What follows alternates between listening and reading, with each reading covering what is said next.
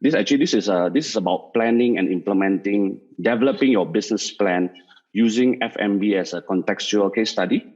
But you can apply this in your current profession. You can apply this for your business, or you can even apply this to your day-to-day lives as well. Because to me, success is not a privilege.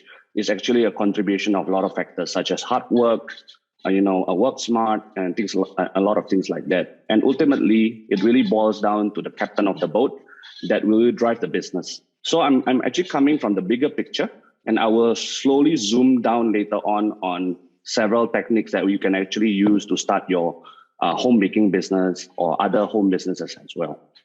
So without further ado, these are some of the learning outcomes that you will be learning throughout this presentation. Number one, you will have an overview of an effective strategic business planning. You will have an overview also of the current transformation, because between the industrial revolution, between the informational revolution, and now social revolution, there are a lot of changes and there are a lot of challenges as well as opportunities. And then you will have some idea on what I mentioned earlier on the captain of the boat. So what is an effective managers and entrepreneurs that is required in today's landscape of a business environment. And then finally, I will use a concept of a business industrial life cycle to kind of narrow down to my F&B case study, which is basically starting up a new F&B business using this actually business industrial life cycle framework. And then finally, there are some practical overview using the case study, and there are also what I call that baby steps on what is required in order to get the things moving. I saw someone raising up their hands. Perhaps is there any? Sorry, let me just check. Is there anyone who would like to ask any questions at this point of time? Maybe I'll take one question because I only have 45 minutes to present. Okay, if not, then let me move on forward. Okay, just a little bit about myself. I have about 20 years of experience, both in business as well as professional career. I've been working as well as doing business in property, events, and also hospitality industry. From 2006 to 2015, I actually had 4 restaurants, 2 in Singapore and 2 in Indonesia. And currently, I have my own F&B equipment e-commerce business, as well as a training business together with NTUC. I'm also teaching hospitality in Kaplan. And I also have about more than 10 years experience in the hospitality industry. Just let me take a look if there's some question here. Okay, all right. Okay, sure. Okay, so I just a little bit before we begin, right? It will help to kind of get these things into an interesting topic. Let's just visualize for 1 minute. Okay, picture someone in your mind that resonate with you. That means, who is your business entrepreneur idol? It can be anybody. It can be from any country. It can be any race. Picture this. Okay, if you have made your choice, please do type in your idol into the chat. And personally, for myself, I'll be using my idol, the owner of Amazon, Jeff Bezos, and Apple, the former Steve Jobs, to kind of explain the background of them. Yeah. So I'll spend 1 minute. Let's take a look if anyone type in the chat. Yeah. So do type in the chat who's your business entrepreneur idol, and we'll put this into mind. And during the entire course, and later on, I will try to reflect why we have this session. Okay, so this is a bit about the agenda of today. I will go from the macro factor, means what is a effective business planning strategy. Then I'll go down into what are required of the leaders today and innovators today that you need to kind of develop in order to run your businesses. And after that, we will look into the transformation of the business industrial landscape, followed by the different stages of industrial life cycle, and then we're moving on to the case studies. Now, let's start with what is an effective business planning strategy. So, Steve Jobs, in one of the interview, he actually mentioned that, he said that if the right people at the top create the right planning and communicate it the right way to the lower management, it will automatically fall into place. So generally what it means is that if you have the right strategies in place, and if you are able to communicate with all the way from the bottom to the top management, everything will fall into place. And Jeff Bezos also actually mentioned at one of his interviews that at his stage right now, being the top or the CEO of Amazon, basically is good that for him to, every day just to make 3 or 4 good decisions, and that may create impact to the whole company. So we are looking at the high side of the corporate structure at the moment. But I'll share with you why in the next slide. So you can see the slide. Basically, in Apple, right, it's actually still pretty much between traditional and modern business. They embrace the technology, digital, and they still have retail shops all over the world.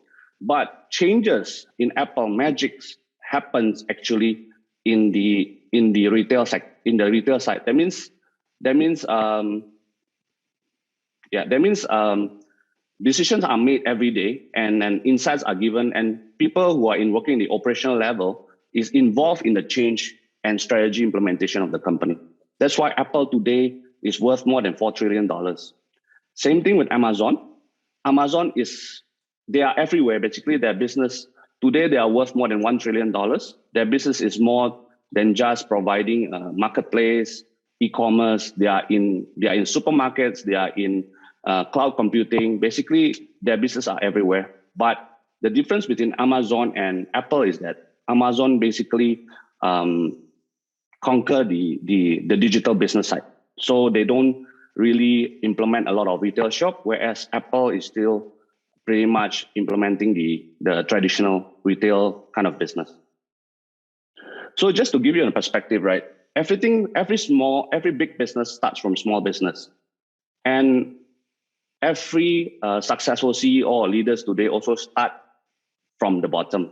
So same thing, Apple, Steve Jobs and his partner actually started the business from their garage. They're assembling their own computer, and then they do their own marketing. It took them years before they have reached into $1 billion company.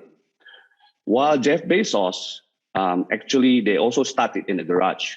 So he used to collect books. He used to buy books from all publishers, and he used to pack his own books and send it to the customers who bought or purchased from the e-commerce site.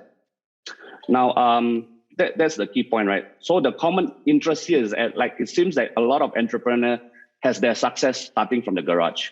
So I'm not sure if that's relevant, but I think it's true. So putting into the context of home business, in this case, is that before you can scale into a bigger business or into a chain of restaurant or into a chain of retail shops, you have to start first small. Whether you start from your own home, whether you start from your own small shop, in order to keep the cost low, getting more customers and things like that, which I will explain further later.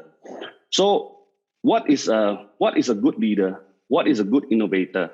And I put this into two contexts. That means taking into a context of the earlier topic about Jeff Bezos and Steve Jobs, right? In order for you to become the right leader, the right innovator, you must understand and you must be able to execute your business from operational level.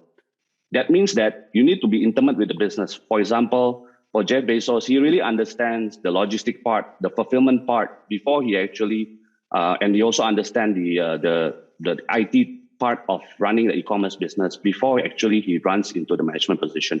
So same thing here, leaders and innovators, you have to be able to become a good leader, you must be able to execute the operational level excellent, better than your people that you manage, right? So if you are running a baking business, before you can manage and hire people, you have to be able to become a good baker. At the end of the day, people buy really your product, and people have to believe in your brand and also believe in the skills that actually you present to them. So taking into example of women today, top female entrepreneurs and leaders of today's world. For example, J.K. Rowling. J.K. Rowling started as a novelist, right? He wrote Harry Potter, and before the first book was published, she went to 12 publishers and got rejected. And finally, had the first book published. And now the business has went into movies, has went into retail, has went into branding and things like that. Oprah Winfrey, at one point of time, she was actually a TV host before she had her own show. And one of the interview, actually, she was asking why is she being paid lower with her colleague who is doing the same job? In fact, she's doing a better job. So again, proven, right, that she has able to become a capable TV host before starting her own show. Anita Roddick, owner of Body Shop, travels around South Africa in order to learn about the natural ingredients before starting her first business, Body Shop. And the other one, Lucy Peng, is actually one of the co-founder Alibaba. She went through the entire process with Jack Ma until Alibaba became a giant today. She's in fact the brain of Alipay that has, and she is one of the youngest billionaire, self-made billionaire for women entrepreneur today. Okay. So, what is the changes in the patterns today? In the past, right, products is manufactured and then it was distributed into the wholesaler, and then the wholesaler will send it to the retail shop and people will purchase it from the retail. So everything is structured from production, from distribution, all the way to marketing. But that means that it is assumed that in the past that everyone can predict the demand of the future. So generally, like for example, IKEA, they manufacture their furniture in the beginning and they know exactly what the market needs. And all they need to do is basically set up more products and more outlets for people to go and purchase.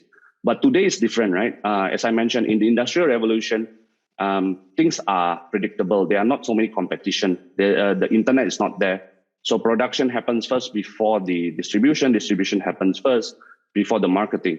Whereas today at the information revolution, internet is there. So the border globalization has been pushed to a very high growth. Whereas, like for example, let's say today you want to buy something from United States, you can simply just Google and you can find the items that you want to buy, be it sports shoes, be it some apparels and things like that. So the digital innovation has actually kind of lowered down the cost of doing business, lowered down the cost of actually reaching to your customers, and in fact, there's no essential requirement today for a wholesaler or even a middleman. And in the social revolution today, basically people are looking at quality of life. People are looking at trends. They are looking at, we have social influencers, we have celebrities, and generally in this revolution, the women entrepreneurs are actually growing. And in fact, today there are more successful women entrepreneurs in comparison to the male, right? And I think personally, I feel female entrepreneurs are better managers in some aspects. So, what is the changes of the industry in the mechanism in the industry? So, like I mentioned earlier, right? Today you can open a shop immediately in, let's say, Shopee, and you can sell your product immediately directly to the customer. There is this platform you call marketplace, where the marketplace is basically where sellers and buyers meet, and they can immediately transact between each other. And it is not restricted by borders. It is not restricted by a high cost barrier. To start an online business today is very, very affordable, and it really depends again to your product, how you market your product, and how you create your campaigns using those social media marketing, using SEO, using digital marketing to be able to reach your customers. So in the current industry, there's no more requirement of a middleman, right? And transparency is the new law in this industry. So there are new different businesses today that, thanks to the digital innovation, there's eBay, online auction. There's marketplace like Shopee, Lazada, Tokopedia, and every big country will have their own platforms. Like in Australia, it will be Bunnings. In United States, it will be eBay, it will be Amazon. In Singapore, it will be Shopee, it will be Lazada, and so on. And all these digital advancements actually have a lot of tools that the new business startup can use in order to reach to their customers. So let me cover a little bit about the concept of industrial life cycle. So in the industrial life cycle, right, there are 4 stages. You begin with a new entry. That means if you start your business, you will actually be in the entry phase, right?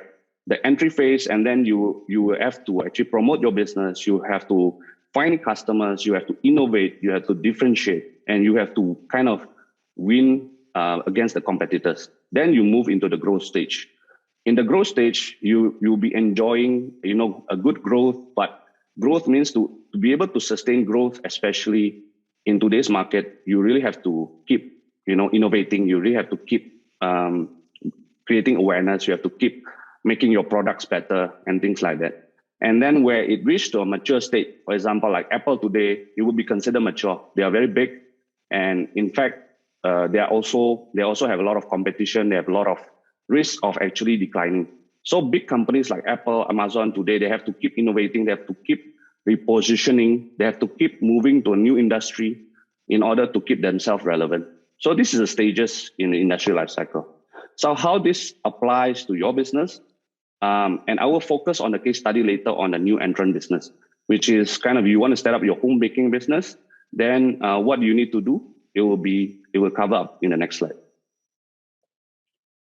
So in different stages in the industrial life cycle, we have different challenges, and different challenges will have different solutions. But again, as I mentioned, different business will have different conditions. So what is this talk about is only to be able to provide you some insights. But when you run your own business, you will have to evaluate yourself. What are your circumstances? And you will have to plan your business and then implement it according to what works and what sells. So for example, if you start a new business, right, these are some of the challenges you will face. In terms of sales volume, it will be small, it will be slow, right? You will have only a few customers and things like that. And in order for you to drive, to have more customers, you have to innovate, right? You need to differentiate your business against other competitors. For example, if you focus on the service quality, let's say I do a home business, a baking business, and I want to differentiate myself against other competitors. So I can use an example like Awfully Chocolate.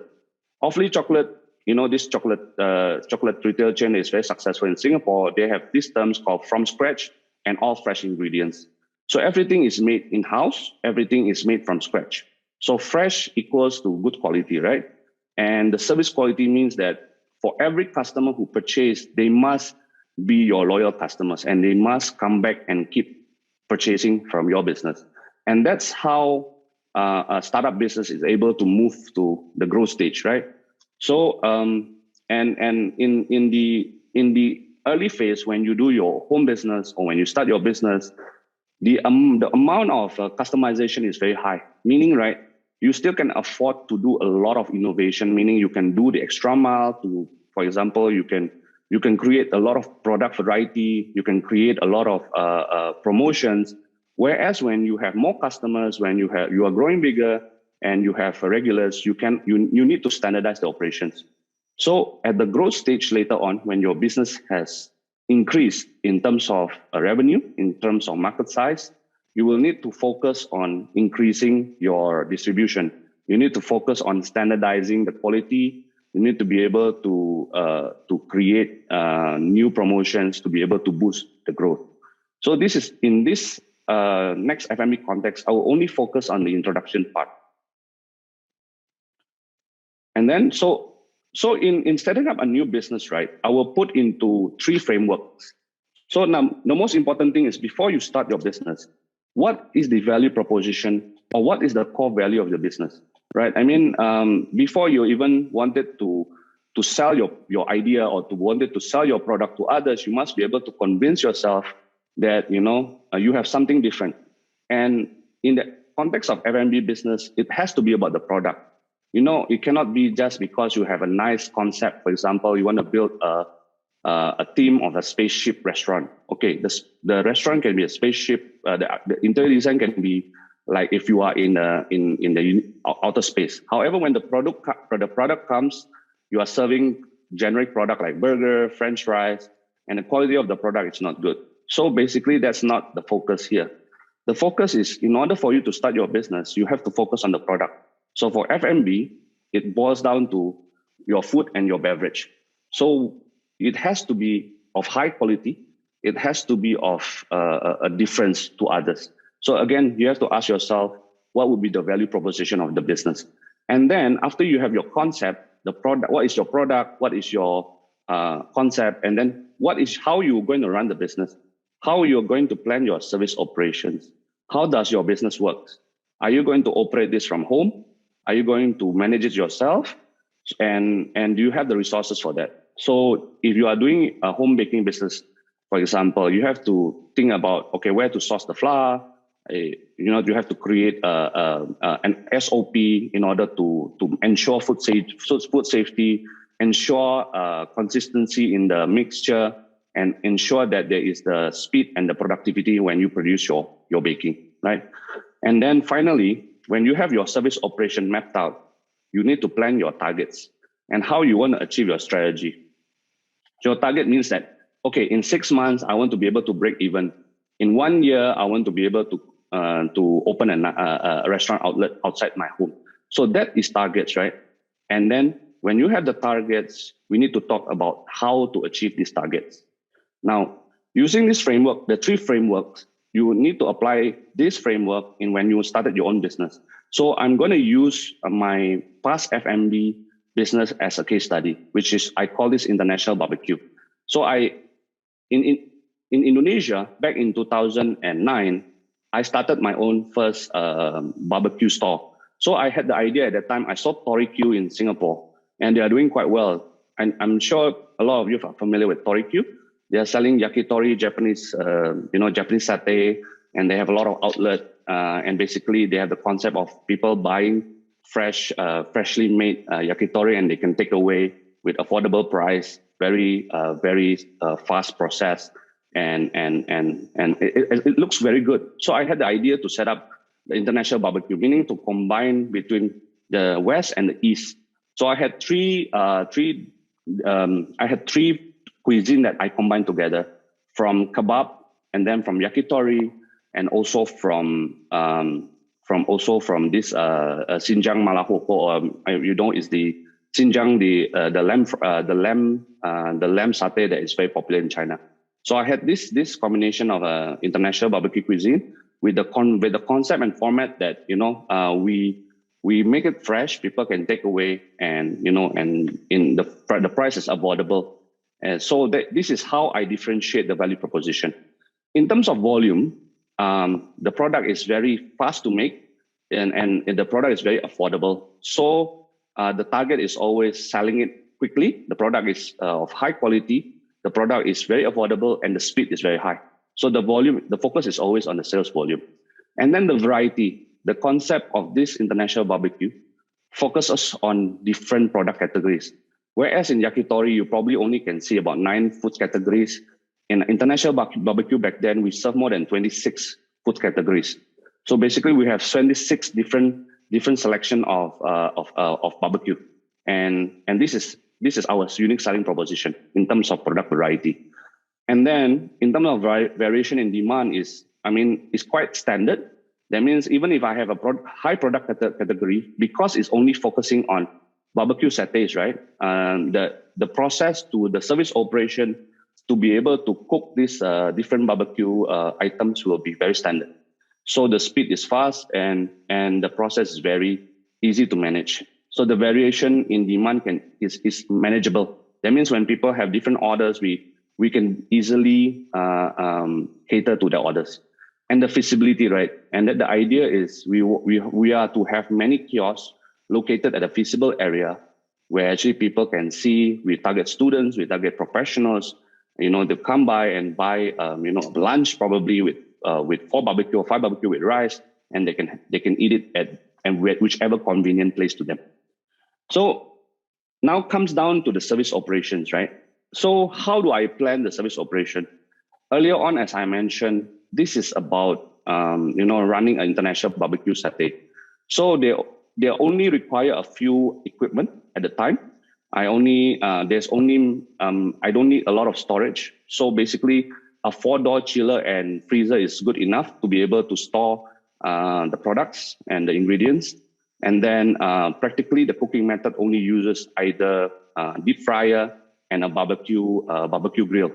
So this is the two methods. So the operation goes this way. When people comes in to order in the cashier, we will have already a standby products that is able to immediately serve the customer, right? And we our movement are very fast. Our order is very fast. So it only takes about 5 to 10 minutes to be able to cook and deliver the product. So we always have a display warmer at the front to actually kind of have the ready products to be able to sell. And our holding time is only usually between 10 to 15 minutes, especially during peak period like lunch and dinner. And in order to make this simpler, the service operations are all self-service. So the moment the customer has made their order, they can collect the order and they actually can get a drink and sit down. We have a small sitting area where they actually can sit and eat. So the total space area was about 450 square feet, and it was able to accommodate up to about 24 sitting capacity based on a self-service and free sitting. And after that, remember the three framework, right? And finally, I'm actually here to set up the strategy. So what was the strategy? The strategy was always to keep the cost low, all right? Because as I said, as a new business, we need to keep the cost low. We need to boost the sales. We need to innovate. So having this setup, I only need to have 2 or 3 staff present at any point of time. And then the quality, I focus on the quality. It's between moderate and high. There's a certain degree of ingredients. There's a certain degree of standardization, but we use fresh ingredient and we don't pre-make the items. So when people order, we will actually cook it. So the quality is there. The time, we focus on the speed, right? The delivery, one customer maximum is 5 minutes. So within 5 minutes, we must be able to close one order or less. Sometimes it's 2 minutes. And in terms of innovation and flexibility, we only have 3 different sauces. So we have a pre-made sauce of spicy, salty, and sweet.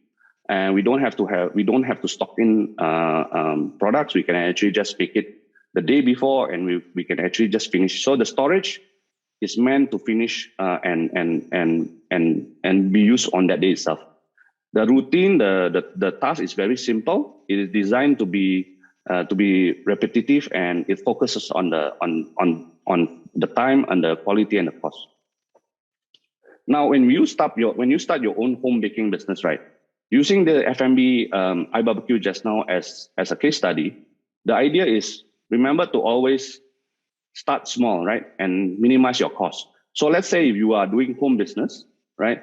You're doing home business and you're doing it yourself, you minus your rental, you're actually minusing your salary of need to hire people. And if you do it yourself in small operations, you should focusing on making the product good, making the product demand different, and you focus the cost on building customers. So make sure that if, let's say, you were to advertise let's say you do baking, you do bakery, and then you advertise in Instagram, you advertise in Facebook, or perhaps you open your own e-commerce shop nowadays in Lazada, Shopee, make sure to focus on reaching the customers. And every customer who buys from you must be able to buy again. Make sure there is no loss of customers. So every single customer become your regular. So that is actually the focus point, right? When creating awareness, giving value, providing service, and this way you will actually grow your sales, grow your customers to a point that we call this a scaling point, right? So when, let's say, 6 months you operate your home business and you are able to get, let's say you have about 300 regular customers, and your monthly earning per customer, say you have $10. So basically you have 3,000 sales per month, and that is recurring. So when you have that kind of scale, then you can decide whether or not to move to a larger space. Because running from home, there's always a limitation. There's always a limit where you cannot go beyond, right? So you will probably need a bigger space. You will need a proper licensing. You will need to hire people. You will need to increase your visibility. So this is where you decide to actually move into a commercial space. So always focus on getting customers. So whatever cost you spend is to focus to get more customers. So what is the steps you actually can take in order to start your first retail business? So using the 3 framework we had earlier, you need to focus on the business concept. Consider what is unique about your product, what is unique about your business. And after that, you need to be able to know what is the selling point. Like for example, earlier on, I've highlighted that the selling point of the product was that we had a big product variety, the quality is good, and it's very affordable, and the production is very fast. So generally, these are the selling points that you need to think about when you are inventing your product. And you need to start small, and then you need to move very fast, perfect your productions, and master your operations, and then build your customer base. Everything else will fall in line according to what Steve Jobs said earlier. So I think that is the end of my presentation. I will use the remaining time to actually take some questions. But by the way, this is a sneak peek of a course that that NTUC will develop on business planning. So if you are interested to learn more about business planning, implementation, how to develop your own and how to start your own business, you can inquire more to NTUC. Thank you so much, Sugate. I think I'm so happy to see that the questions started rolling in immediately when you started your presentation. So I think Andre has been answering a lot of the questions as well as been typing quite elaborate answers. So maybe I think the questions for E2I are more or less addressed. So maybe Andre would like to share a little bit more on the questions that you actually addressed. And I think there are still some open questions as well. Yes, sure. So there's a lot of questions pertaining whether or not you need a license to operate home business. Apparently, actually, you don't need to create a company yet, or you don't have to register any license yet, depending on what you want to do, right? For example, if you want to create a pastry or a home bakery, you can actually start just without any registration of company or license, but you need to check also with the authorities like Singapore Food Agency. There are certain things that you cannot do. And for home business generally is that they encourage you to do that for your neighborhood, for your friends, for your community. So there is a limitation in terms of your advertisements because you post it publicly in Facebook, you post it aggressively in, for example, in social media or in other advertisement channel. Actually, you will need to have a company for that. But the idea is because let's say you are operating from a neighborhood in, let's say, Yishun, you have more than 6,000 units around you, you can actually softly promote your products. For example, if you do a home catering or you do a bento or you do a pastry. So yes, you don't have to need a license to that, but you need to check with the authority as well on what you can do. Right? That's one of the questions. And then I think there's another question that I've not attended to is there any demand on my product to create a break even?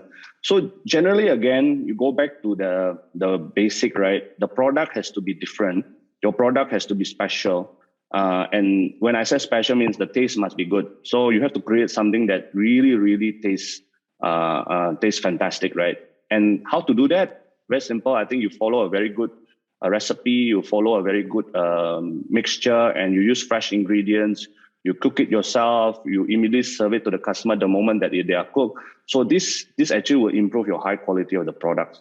So from having a good product and then you are serving your customer, at the moment, don't charge too expensive, maybe just earn a little bit of margin, focus on the promotion, focus on the service, and that's how you will get your customers to become your regulars. So that's one of the question. And I think there's also another question, right, saying that what are some of the consideration, as a business owner that you have to consider, right? For example, why I would propose encourage home business? Because at the end of the day, right, you don't have to do it full time just yet. You don't have to take risk to give up your current job or your current profession and then do a home business. Because at the end of the day, you can actually do your home business on a part-time basis. For example, you do your home bakery only in the weekends, right? You only take in orders only for the weekends. So you can start receiving orders from Monday to Friday, but you actually only do your production and delivery on Saturday and Sunday. That way, you still can work from Monday to Friday. the idea is with doing the home business and you are able to scale, get enough customers, let's say you have a certain sales that you achieve every month, then you can consider whether or not to actually do it full time. But don't go blind and then just go immediately into home business and giving up all that safety net that you need. Because any business will need time to build and you just need to work hard on it. That's all. And the final one, I think that there's a question also, how about the delivery cost? Okay, I did a home catering business back in COVID time. This is just a case study. So what I did was I actually created bento sets. That means a bento for family. So generally, I only work with a few regular customers, 7 or 8 customers, and I serve them based on a weekly menu. So for example, Monday to Friday, they will choose different menu. Then I only will make that menu and deliver that to them. So I choose regular customers who live surrounding my area, and to make sure that because they order 5 days, I'm able to recuperate on the cost of the delivery. So it really depends. My suggestions is really start from your own neighborhood. Then you save a lot of delivery costs. And how you get a job doing freelance? I think that the idea is because I believe that Singapore wants to promote, this entrepreneur spirit, right? Freelance is actually very encouraged. So if you do have a set of skills that you think that, even if you don't have set of skills, cooking is very fun. And if you enjoy it, if you enjoy baking, you can actually learn that, you keep doing it, right? Until you really found a product that you want to do. For example, you can do a banana loaf, you can do a brownies, you can do tiramisu, whatever you like. And once you perfect that product, then you start selling it through your friends, to your neighborhoods, or even to your, to softly through your Facebook. Yeah. So, yes, apparently, I think at the end of the day, for home business, because I think you need to check that with the authorities, but the idea of home business is because we want to encourage you to actually build, have a certain income. But when you reach a certain income or sales, right, you will still have to register a company. You will still have to make it proper. But in the beginning, maybe when you do it freelance or part-time, you can, I don't think the amount of sales that you need, probably, you need to check and then whether or not you need to declare tax. But the tax, it will be the same as your personal income tax, right? It really depends on how much you earn from that business. But I do encourage you to declare that on your yearly income tax. I think that's the question so far. Thank you. Yeah, I think that's about it. Any last call for questions? Yeah, I think, you're welcome. Thank you. Yeah, thank you so much, Andre. I think your wealth of experience has really helped in the sharing and provided them a lot of insights and input. So to our audience, if you have any more questions, and you're confused on who to approach because there are so many of us here, just feel free to write into any of us. Our chat, our links are all there. So you can just feel free to reach out to any of us and we'll assist you to direct to the correct NTUC units accordingly. Yeah. So without further ado, I think let's call it a day. Happy weekend. Have a restful weekend ahead. And TGIF, thank you so much for joining us at this webinar again, and see you at the next one. Thank you so much, Silgate. Thank you so much, Andre. Thank you.